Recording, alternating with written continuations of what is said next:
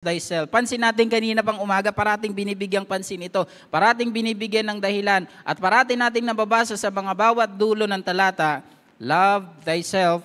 At sabing ganon, love God. And sabi pang ganon, sa ating binabasa, thou shall love thy neighbor as thyself. Ngayon, ang katanungan, sino nga ba yung ating neighbor? Sino nga ba yung ating kapwa sa Tagalog? Sabi ni Merriam-Webster, sabi niya ganun kanina, ginambala niya ako. Sabi niya, ito yung mga ibig sabihin.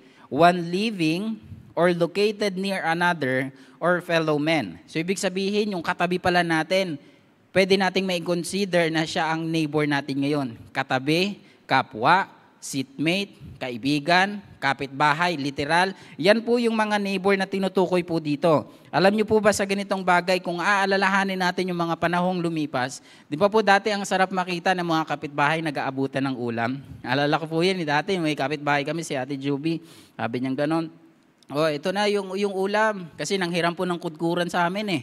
Nanghiram ng kudkuran ng nyog, tapos magbabalik ngayon. Oh, ito na, may ginataang barilyete, sa inyo na yan. Sarap, di ba? Minsan, hiraman ng gamit. Peram kami ng kasirola nyo. Magluluto lang kami ng kalamay. Peram kami ng ganito ng itak. May tatagayin lang akong tao. Hindi, ng kahoy pag magluluto kami. Masarap po yun naman, mga ganong bagay. Ngayon kasi hindi na uso yata yung hiraman sa mga kapitbahay. Pataasan eh, di ba? May bago silang washing machine doon. Bili nga rin tayo, mas maganda yung automatic. Di ba? May bago silang sasakyan, bibili rin tayo. Hindi tayo magpapadaig. Ganun na yung nangyayari ngayon sa mga magkakabit-bahay, pataasan na, payabangan na. Pero back in the old days, talagang hiraman. Nakakatawang isipin po yung mga ganyang bagay. Inihiram yung kaldero, di ba? Hiraman ng kudkuran. Minsan naalala ko pa hiraman ng palakol, di ba? Pero magsisibak lang kami ng kahoy. Hindi pa kasi uso dating Shilane eh. Ama po, hindi pa uso dati yung mga kalan-kalan na yan. Magpapunta ka sa isang lugar dyan sa may Purok 3, sa forestry, para lang magparipil ka ng gasol. Dati hindi, magsibak ka ng kahoy, magsiga ka. Tama? Naalala ko po yung mga ganyang bagay. Talagang hiraman. Minsan hiraman ng toothbrush. Tama ba? Hindi ba? Hindi pwede. Hiraman ng pustiso. Pwede ba yun?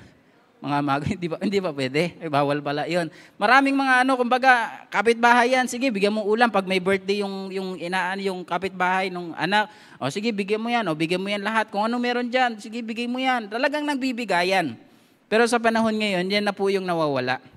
Na nagmamahala ng bawat kapwa, nagmamahala ng magkapitbahay. Kaya nga po sa ganitong senaryo, ipinakita po ng scripture in the book of Luke chapter 10 verse 29, but he willing to justify himself. Kasi sabi ng Panginoon, mahalin mo ang iyong kapwa.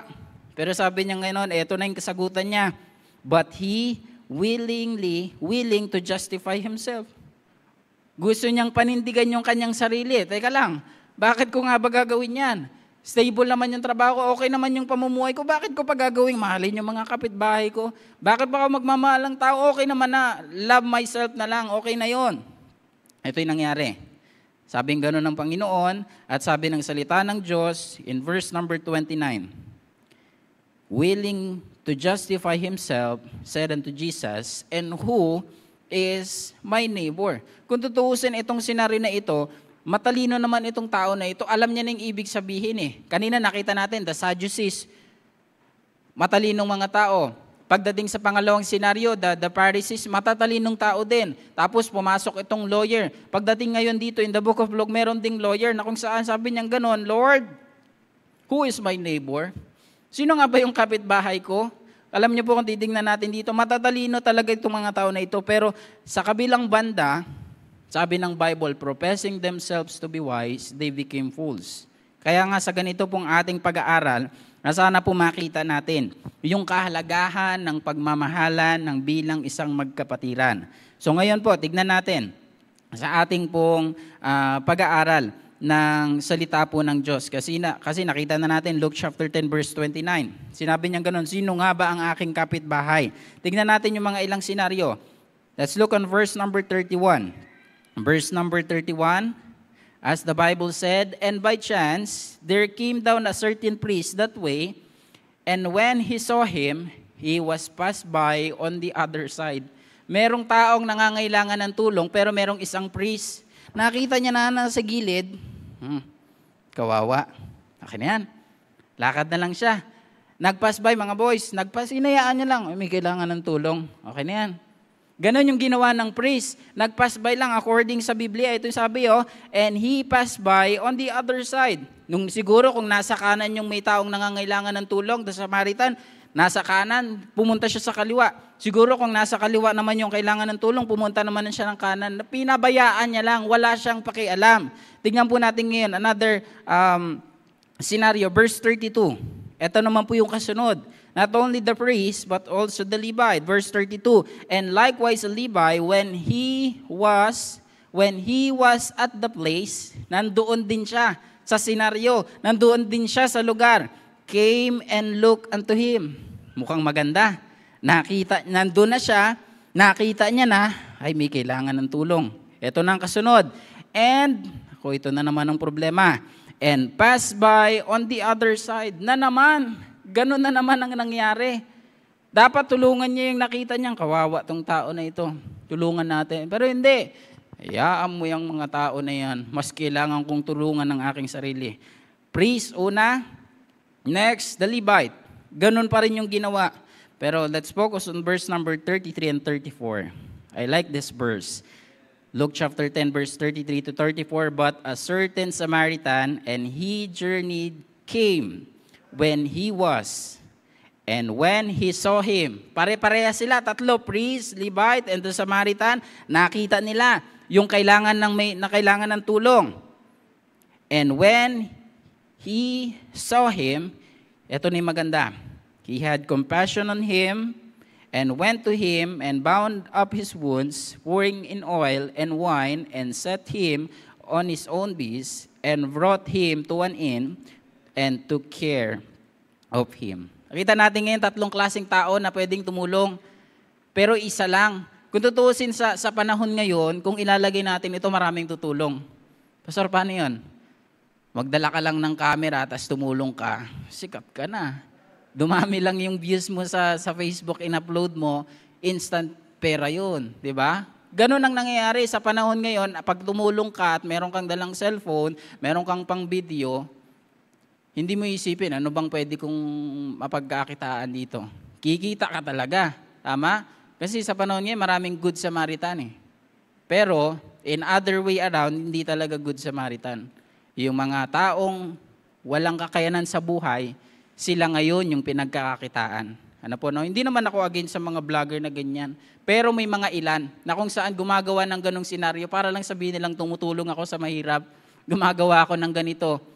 Pero at the end, ginagamit lang pala sila. Ganun ba yung sistema at ganun ba ang gustong maging kapwa na dapat meron tayo sa ating pong buhay? Sabi ng Bible, the priest, the Levite, and the good Samaritan. Napakaganda ng kanyang layunin. Ngayon po, let's give our best by loving our neighbor. A neighbor must have, let me give you the first point. Number 1, dapat merong pong tinatawag na compassion. Amen? Let's look on verse number 33. Nasa dulo ng verse. And when he saw him, he had compassion on him. Kita natin yan. But a certain Samaritan and journeyed and came where he was, and when he saw him, he had compassion on him. Ibig sabihin, pakikiramay. Sabi pa ng ibang terminology ng English is sympathetic. Nakikiramay sa sitwasyon ng taong nangangailangan ng tulong. Kaya nga ibinalik ng Panginoon, sino nga ba yung mas dakila? Ano nga ba yung the greatest commandment? Bukod sa mahalin mo ang Panginoong Diyos ng iyong buong puso, buong isip, buong kaluluwa, buong iyong lakas, at mahalin mo din ang iyong neighbor, kagaya ng iyong pagmamahal sa iyong sarili. Ngayon, sa buhay ng taong Samaritano, meron siyang tinatawag na compassion, pakikiramay. Amen? I wonder kung sa buhay natin, meron pa rin ba tinatawag na pakikiramay? Amen? Ang pakikiramay, hindi lang naman ito kapag ikaw ay namatayan ng mahal sa buhay, tapos pupunta mong kaibigan natin, punta mong neighbor natin, tapos makikiramay. Hindi po sa ganung pamamaraan lang. Nagiging traditional lang po yun. Pero yung word na compassion is this. Ipinapakita dito na marunong tayong makisama. Amen? Marunong tayong makibagay. Marunong tayong malaman yung damdamin ng ating mga kapitbahay. Amen? Hindi po ito sa pangpolitiko lamang, bagkus ating pong titignan, yung word na compassion ay meron dapat pakikiramay. Amen? Alam natin kapag ang kapatiran, ang kaibigan natin ay merong pinagdaraanan. Tama? Yan po yung dapat po natin gawin. Hebrews chapter 13, verse number 3. Remember them that are in bonds, as bound with them, and them which suffer adversity, as being yourself also in the body. Pakikirama, hindi lang, sabi ko nga po kanina, hindi lang sa oras ng tayo ay nawalan ng mahal sa buhay o yung ating kaibigan. Bagkus ito yung bagay na ating gagawin kasi nga po ito yung bunga ng isang taong tunay na nagmamahal sa Panginoon. Amen? Ito yung tunay na bunga ng taong nagmamahal sa Panginoon. Kaya sabi ng Bible, di ba, paano mo sasabihin, mahal mo ang Panginoon and yet hindi mo mahal ang iyong nasasakupan? Amen? At ang isa sa pinakamahirap mahalin, yung taong kagalit natin. Tama? Yung tao na ginawan, ba't ko pa kasi mamahalin yan? Ginawan nga akong di maganda. Inakyat nga yung bahay, kinuha nga yung rep namin, yung TV namin. Lahat na appliances kinuha. Sasabihin niya dun sa korte, sabihin na misplace ko lang yun. Di ba? Hindi ganon. Pero in reality, at in generally speaking, ang hirap po talagang gawin ito. Tama? Kaya nga sabi dito ng tao na ito, sino ba yung mamahalin ko? Sino ba yung kapitbahay ko? Pero tinuturuan tayo ngayon ng salita ng Diyos, a good neighbor must have a compassion. Amen? Kung tayo ay tunay na ligtas, kung tayo ay tunay na nakakilala sa Panginoon, tutulong ka, gagawa ka ng bagay kahit walang nakatingin. Amen? Mas maganda nga minsan, patago na lang tayong tumulong. Kasi pag tumulong ka, sasabihin, ay yan lang yung ginawa mo. Alala ko nung nagbigay po tayo ng tulong, di ba, noong mga pandemic, nagbigay tayo ng 10 kilong bigas, meron tayong ilang kilo po yun, Miss Nori, 2 kilo, 1 kilo pong hotdog. Tapos merong pang isang tray na itlog. May mga talagang, sabi nga talagang paldo, di ba? Talagang, pambira, walang makaka-receive ng ganun galing sa outside ng gobyerno Ama po. Pero sa kabila ng yun, may mga masasabi pa rin, diba? May mga nagsasabi, hindi kami nabigyan. Kami nandito malapit, hindi kami nabigyan. Ganito, kulang yung bigas, dapat yan, 25, yan. Hindi man nila nalaman na hindi naman galing sa gobyerno. Tama? Hindi naman nila nalaman na sa sariling bulsa at sa pamamagitan ng gawain na ito, the Subic Bay Baptist Church. Amen? Hindi ko to sinasabi dahil tayo ay gumawa at tumulong sa mga ganyang bagay para iangat ang ating sarili at sabihin, kami yung mga magagaling na Baptist at kami yung magagaling na Kristyano kasi tumutulong kami sa mahirap. No. Ang gusto ko pong ipunto is this. Bilang isang mananampalataya, alam natin kung paano makibagay. Alam natin kung paano makiramay. Amen? Tutusin nyo, wala naman na tayong natanggap na any feedback doon. Sabihin, di ba? Minsan sabihin, dapat yung bigas ko, 2 2 10 kilo Di ba? Dapat meron din yung tuyo. Dapat sinamahan nyo na rin ng tuyo, ng toyo, ng sibuyas, ng bawang. Binigyan ka na ngayon, nagreklamo ka pa. Pero sa kabila ng yon, sabi ng Bible, gawin natin kung anong nakasulat. Magkaroon ng tinatawag na compassion. Galatians chapter 6, verse number 2. Bear ye one another's burdens, and so fulfill the law of the Lord, the law of Christ. What is the law of Christ? Found the book of Luke chapter 10, verse 27. Babalikan pa rin natin yung law. Babalikan pa rin natin yung commandments ng Panginoon. Thou shalt love the Lord thy God with all thine heart. 1, with all thy soul. 2, with all thy strength. 3, with all thy might. 4, 5, and thy neighbor as thyself. Amen? Ito yung magandang bagay na kung saan, sabi ko nga po kanina, wala man o merong nakatingin, maggagawa tayo ng bagay na para sa Panginoon. Amen? Kasi sa ganyang bagay, the Dorcas Project ay umaabot ng mga kaluluwa, umaabot ng mga tao na kahit hindi na tayo mapansin ng ating pong kinauukulan, kahit ng ating pong city government, kahit ng kung sino, kahit hindi na tayo mapansin, as long na ginagawa natin yan para sa Panginoon. At merong po dong tinatawag na compassion. Nandyan pa po ba kayo? Amen. Sana po wala pong matutulog. Mabilis lamang po ito. Konti lang man po, hindi po kagaya kaninang umaga. Amen. Kaya sabing ganon, bilang isang magkakapatid sa pananampalataya, hindi dapat ito magkaroon ng tinatawag na pag-aaway, kundi mamutawi ang tinatawag na pagmamahalan sa bawat isa. Pastor, ang hirap nga Inutangan ako, tapos hindi ako binayaran. Sabi, babayaran sa katapusan.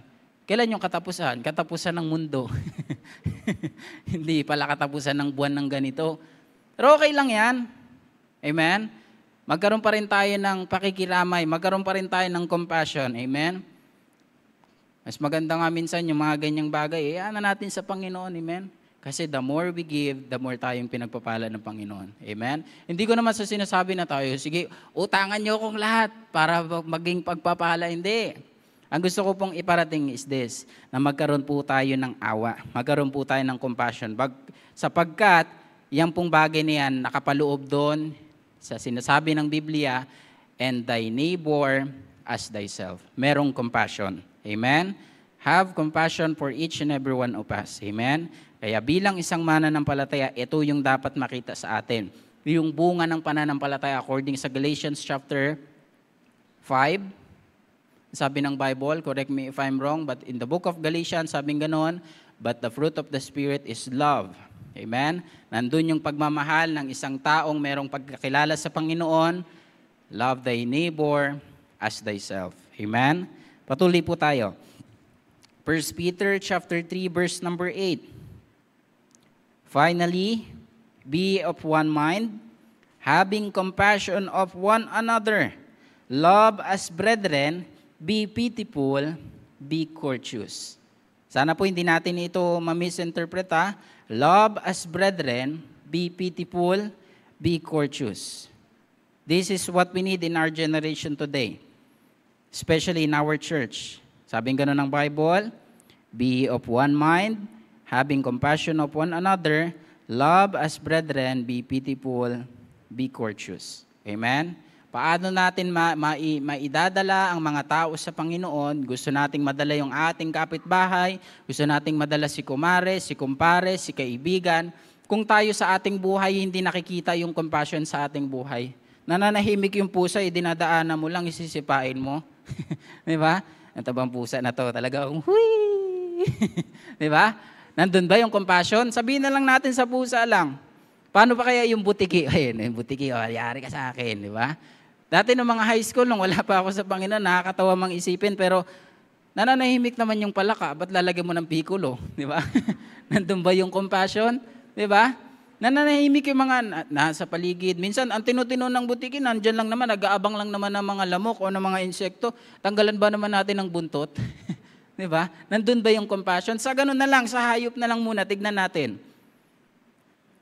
Kung yung mga ganung bagay, wala tayong compassion, how about sa tao? Tama? Kaya nga napakahalaga na sinasabi ng Biblia at dapat nating maunawaan, paano nating sasabihing mahal natin ang Diyos and yet hindi natin mahal ang ating pong kapwa. Yun po yun. Amen? Kaya dapat po natin itong malaman. Be of one mind, having compassion one of another, love as brethren. Amen. Ephesians chapter 4, verse number 32.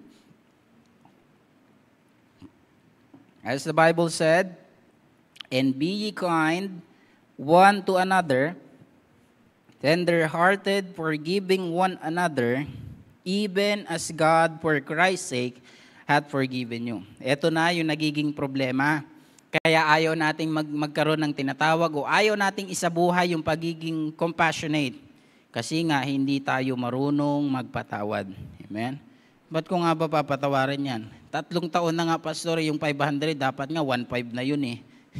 Di ba? Yung damit, sabi niya, sasaglit niya lang naman, mag-a-attend lang siya ng binyag. Pero kamusta na, may anak na yung pinag-attenan niya ng binyag, hindi pa rin bumalik. Pagbibig, papatawarin ko ba yun? Sinabi niya na sa kapitbahay, patay na daw ako, pero buhay pa naman ako. Diba? Papatawarin ko ba yun?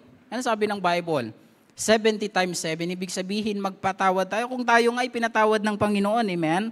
Tayo ay pinagbigyan niya, pinatawad niya tayo sa ating mga kasalanan. Kung tutuusin, ang deserve ng isang taong kagaya ko, kagaya ng bawat isa, ay mapahamak patungo sa impyerno. Pero salamat, dahilan merong salita ng Diyos na nagpapaalala sa atin, the book of Lamentations chapter 3, verse 22 and 23, it is of the Lord's mercy that we are not consumed. Kung sa kasalanang pag-uusapan natin, lahat tayo may mga bahid ng kadungisan. Tama? Tayo yung taong sinungaling, tayo yung taong manluloko, tayo yung taong gumagamit, nagnanakaw, tayo yung taong na kung saan gumagawa ng kasalanan sa araw-araw. Pastor, hindi naman ako pumatay ng tao. Pero sa isip mo, nung nakita mo yung hindi pa nagbayad sa'yo, sana madapa ka, sana mauntog yung ulo mo dun sa may gilid ng kahoy at pumutok yung ulo mo, tapos walang dumating na doktor hanggang sa mawalan ka ng dugo, tapos paglamayan ka, mamatay ka. Grabe naman na iniisip mo, sunod-sunod na. Sabi lang, madapa eh. Ganun ba?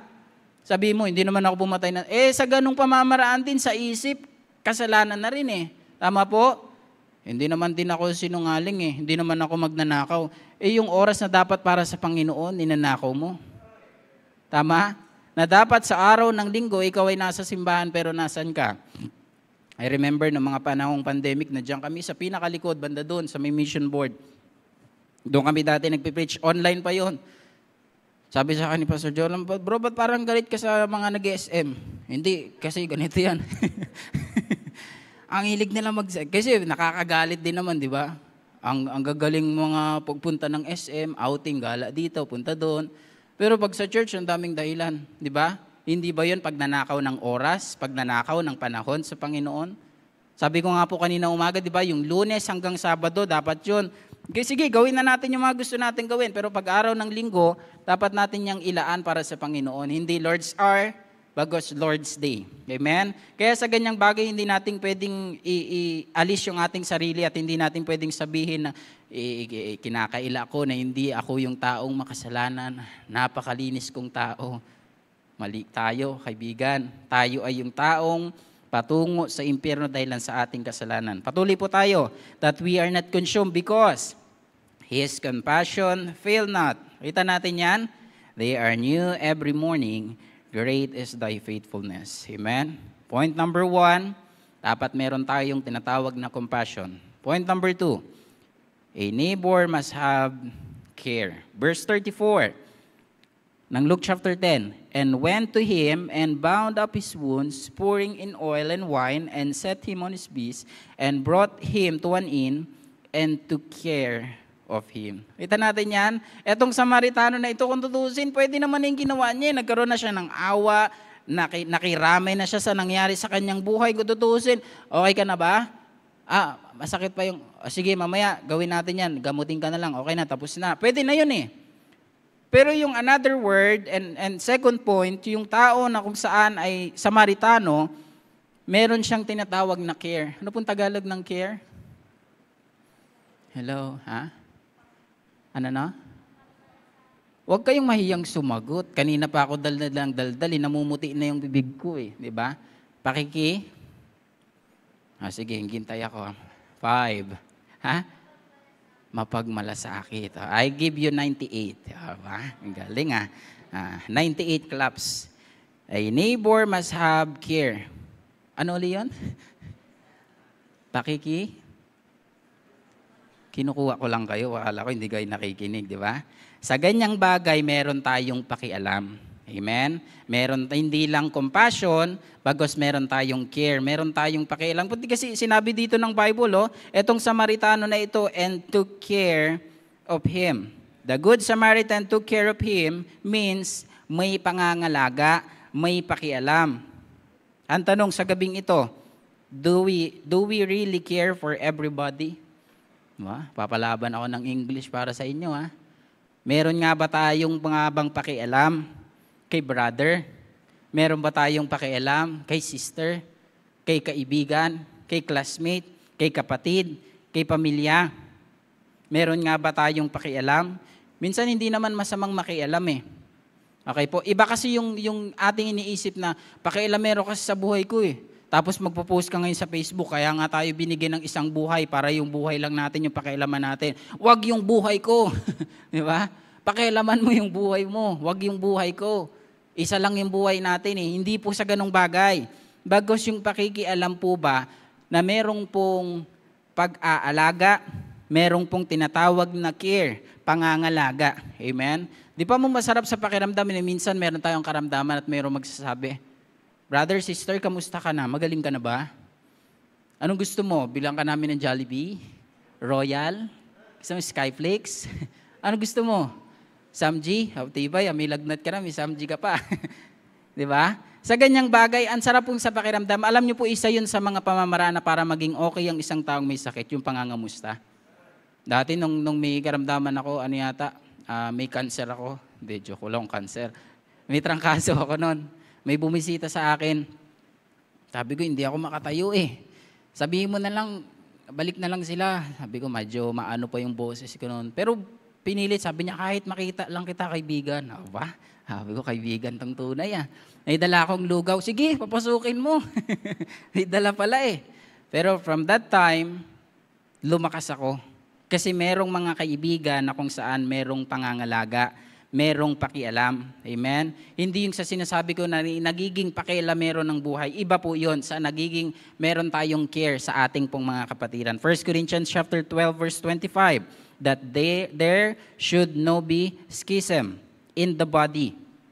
Schism means paghahati or division, but that the members should have the same care of one another. Sinasabi ni Apostle Pablo dito sa mga taong taga-Korinto na dapat wala kayong division, bagos magkaroon kayo ng pakikialam o pangangalaga sa bawat isa. Why? Kasi sabi nga ni Apostle Pablo, itong mga bagay na ito ay dapat pamarisan natin.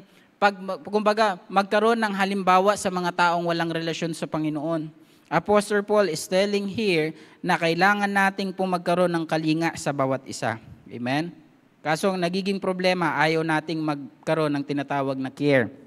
At minsan, ayaw nating magpakialam. Tama po? Bala, buhay niya yan. Okay na yan. Ayaw mo siya dyan. Minsan naman, nami-misinterpret natin na kapag tayo kinakamusta ni pastor, minsan may mga nagawa tayong hindi maganda, diba? Sasabihin natin, teka lang, ba't ba ako pinagsasabihin ng pastor na yan? Pinapakain ba ako niyan? Oops, watch your word. Binibigyan ba ako ng pera niyan? Watch your word. Binibigyan ba ako ng ganito, ng mga ganyan? Watch your word. Sasabihin natin, dapat hindi ka mga ilam sa buhay ko. Binibigyan ka lang ng paalala, kapatid. Huwag mo sanang ma-misinterpret. Huwag sana nating itong ibang kahulugan. Bagkus sa ating pong buhay, masaya sa pakiramdam na merong pong pakialam ang kapatiran sa atin. Tama? Hindi naman yung in a way na kung saan ay nagiging hyper. Diba? O ikaw hindi ka pala nagsimba ng klaseng Kristiyano ka, dapat wala ka na dito eh. Ganun ba? O hindi ka nagsimba, buti may mukha ka pang dito, may mukha ka pang hinarap ah. Okay ah. Ganun ba dapat? Hindi. Dagos merong pong tamang pamamaraan at tamang pagdi-deliver ng pamamaraan na kung saan ay merong pong kalinga. Amen? Pangangalaga. Andyan pa po ba kayo? Lastly, Ephesians chapter 2 verse number 10. For we are His workmanship created in Christ Jesus unto good works, which God had therefore ordained that we should walk in them. Tingnan po natin yung word na care. Ginawan ko po ito ng acronym. Choose, act, reflect, and engage in learning. Amen? Kasi sa ganitong bagay, dapat po meron po tayong care. Sapagkat yung Panginoon ay meron ding pong pakialam sa atin. Amen? Sabi ng kanta, God will take care of you through every day or all the way. He will take care of you. God will take care of you. Amen? Kaya nga sa ganito pong bagay, ang unang nangangalaga sa buhay natin, Panginoon. Tama? Kung tutuusin, sa buhay natin, pwede tayong madisgrasya, pwede tayong mapahamak, pwedeng natulog tayo kagabi at hindi na tayo nagising ngayon. Pero nandun pa rin yung pangangalaga ng Panginoon sa ating pong buhay. Point number 3 and the last. Can I hear amen? Amen. Parang ito lang yung parte na gustong umuwi parati ah. Sige, hindi na ako titingin sa inyo. Dito na lang tayo. Point number 3. A neighbor must have competent. Verse number 35. And on the morrow, when he departed and took out 2 pence and gave them to the host and said unto him, take care of him, and whatsoever thou spendest more, when I come again, I will repay thee. Teka lang, sa ganitong senaryo, kanina meron na siyang compassion, meron na siyang care, nakita niya na kanina, naawa na siya, nagkaroon na siya ng pangangalaga, and then suddenly, sabi ng verse number 35, kung meron pa siyang kailangan niya ng pambayad, babayaran ko. Ano pang nangyari? Sabi ng Bible, and whatsoever thou spendest more, kung meron pa siyang kailangan pa, babalik ako at babayaran ko yun nang sa akin. Nakita natin doon? So, ibig sabihin sa ganitong bagay, competent means may kakayanan. Hindi lang dahil merong pera, Hindi lang dahil para makilala, bagos ipinapakita dito sa Tagalog, sabi ng chapter 10 verse 35 sa Tagalog. At nang kinabukasay, dumukot siya ng 2 denaryo at ibinigay sa katiwala ng bahay tuluyan. At sinabi, alagaan mo siya at anumang magugugol mong higit ay aking pagbabayaran sa iyo pagbabalik ko. Ibig sabihin sa ganitong senaryo, this Good Samaritan teach us how to be a good neighbor. Amen? Tumulong ng may kakayanan at hindi ng merong tinatawag na kayabangan. Amen? Ito yung magandang parte sa buhay ng Good Samaritan, na sa kanyang buhay may kakayanan siya. Tumulong siya. Pastor, wala naman ako kasing pera, paano ako tutulong sa mga nangangailangan? Sa maraming aspeto pwede tayong tumulong. Tama? Alam nyo po minsan, makakausap tayo ng isang tao, kahit hindi tayo makapagbigay, masyara natin ng gospel, ipag-pray natin, bigyan natin ng simpleng babasahin, ang sarap sa pakiramdam na merong ganong pong bagay. Amen? Lalo sa Purokdos, malapit lang naman tayo dito, wala namang tagabayan, or kung may mga bata na parating pumupunta sa 7-Eleven, magbubukas ng pinto. Akala mo, mayaman na tayo, may tagabukas pa tayong pinto. No? Ganyan, paglabas natin, sabihin, kuya, pahingin 5. Diba? Paglakabila ng ganon, meron ding mga matanda sa gilid, palimos po, diba? Kahit 5 piso.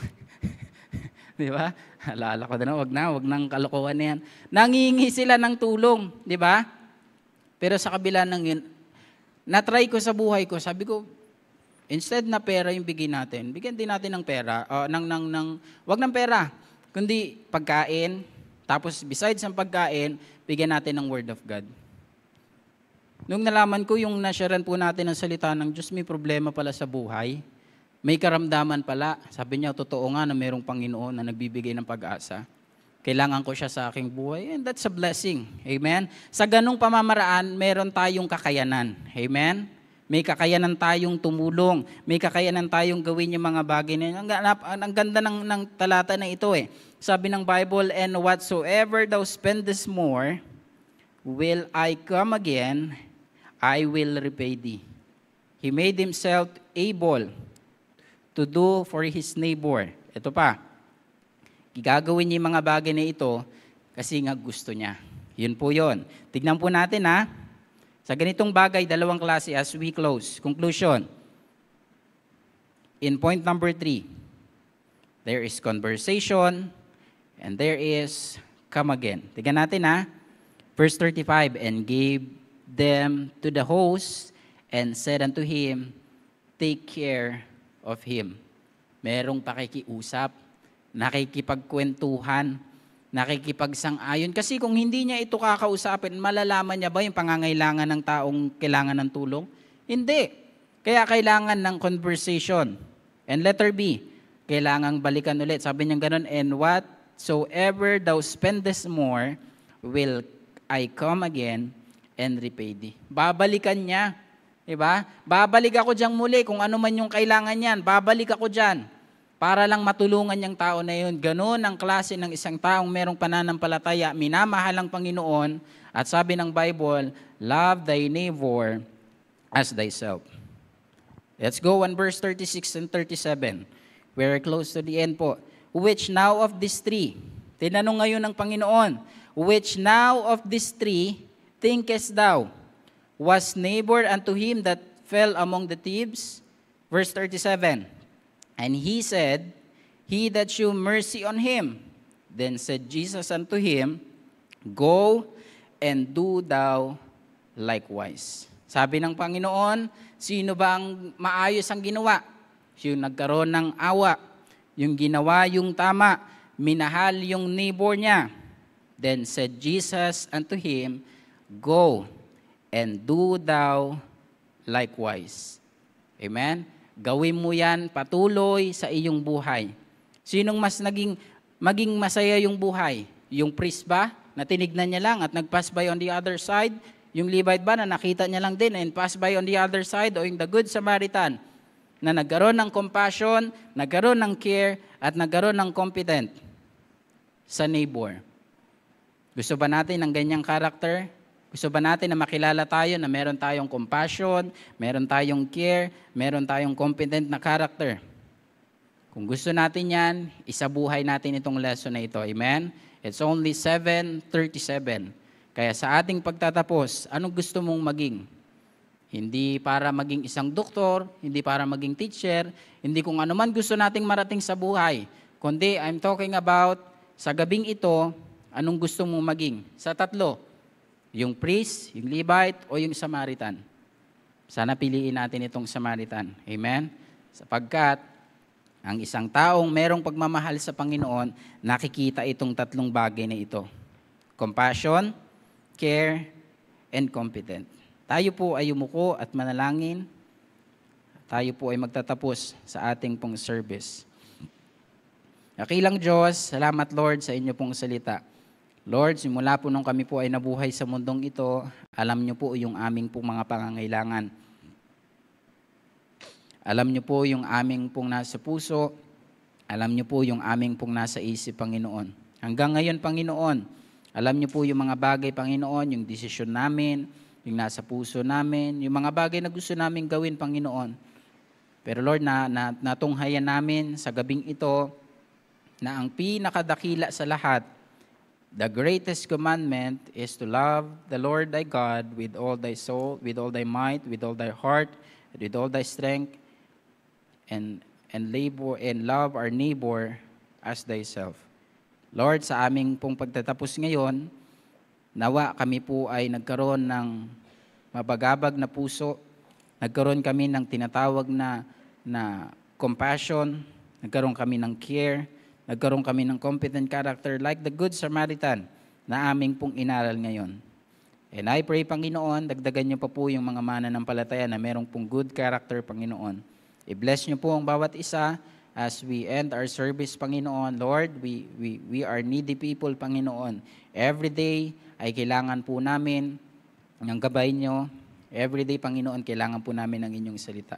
Kaya sa gabing ito, Panginoon, we are thankful and grateful, O God, for your reminder for us na kami po ay magkaroon ng pagmamahal sa aming pong nasasakupan.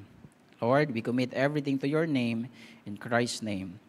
Amen and amen. Tawagin po natin ang ating pong song leader as we sing our last song. And if the Lord spoke to your heart, pwede ka pong lumapit sa harap and you can just pray sa inyo pong kinakatayuan to decide, I want to follow Christ sa aking buhay.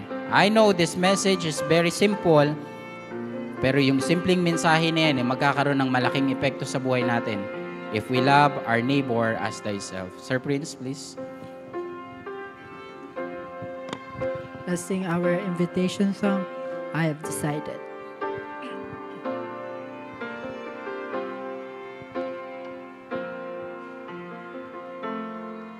I have decided to follow Jesus.